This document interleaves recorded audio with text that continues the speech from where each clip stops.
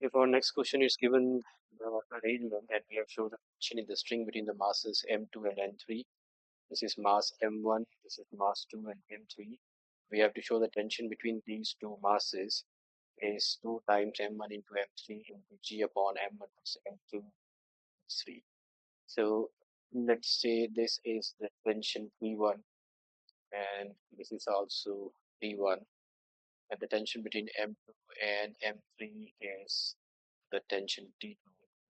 Now let's consider, so we have to prove this T2. So let's consider the free body diagrams of these masses one by one. So for mass m1, this is mass m1 and its free body diagram.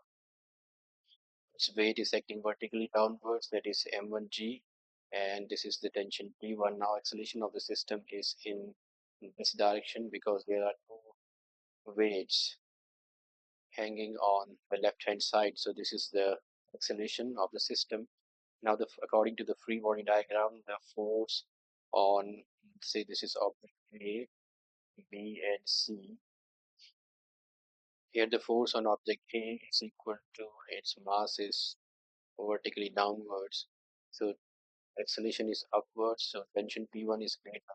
So that gives us T1 minus M1G. Now force, according to Newton's second law, is mass into acceleration. Mass is m1, acceleration due to gravity. This is, let's say, our first set of equation. Now let's consider the free body diagram for mass m2. Now for mass m2, this is tension P1 and it has tension T2 and also its weight is m2g acting vertically downwards. So the acceleration in this direction, so these two forces are greater than T1. So the net force on mass m2, that is object B, is m2g plus T2 minus T1. And the force is given by m2 into g, sorry, m2 into k, which is the acceleration of the system according to Newton's second law. This is m2g plus T2 minus T1. Let this be second set of equation. And let's consider the free body diagram of the object C. So for object C, this is the mass m3 acting vertically downwards, tension T2, acceleration is in downward direction. So the net force on object C is m3g minus T2, and force is given by mass into acceleration. So this is our, let's say, third set of equation. Now we can easily eliminate P1 by adding equation 1 and 2. So let's add equation 1 and 2. So if I go ahead and add equation 1 and 2, so equation 1 is m1g plus, sorry, this should be a m1 into a, so this is m1 into a plus m2 into a is equal to t1 minus m1g plus m2g plus t2 minus t1. Okay, t1 gets cancelled, and let's find out acceleration A from here. So this is m1 plus m2 is equal to minus m1g plus m2g plus t2, and acceleration is minus m1g plus m2g plus t2 upon m1 plus m2. Let this be our third set of equation, and we are going to replace this value of A in 4. So if I go ahead and put A in 3, so this is our, say, fourth set of equation, and I'm going to put 4 in 3.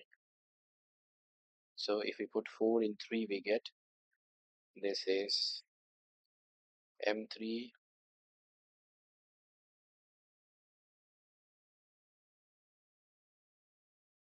into acceleration is minus m1g plus m2g plus t2 upon m1 plus m2. So we have replaced the value of a. Now it's m3g minus t2. We are going to cross multiply this and open up the brackets.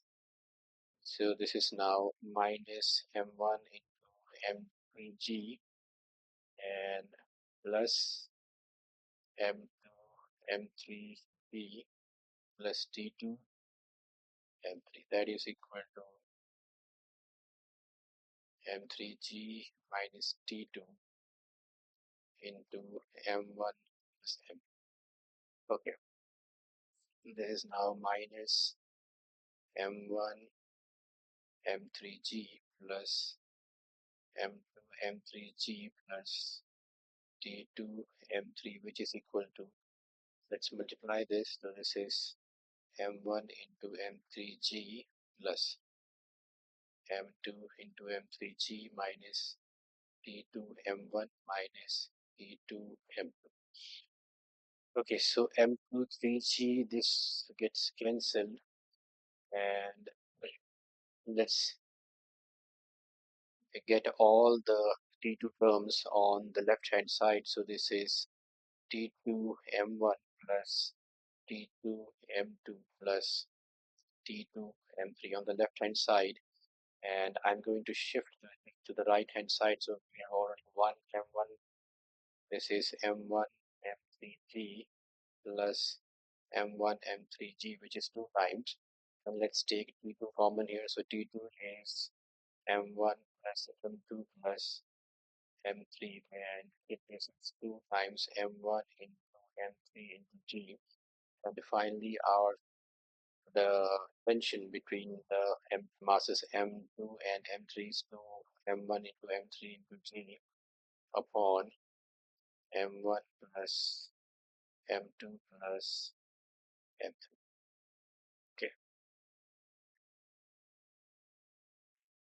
this is what was asked to prove, and so we have proved that tension 2 between masses m2 and m3 is what was required. Do like, share, and subscribe. Thank you for watching.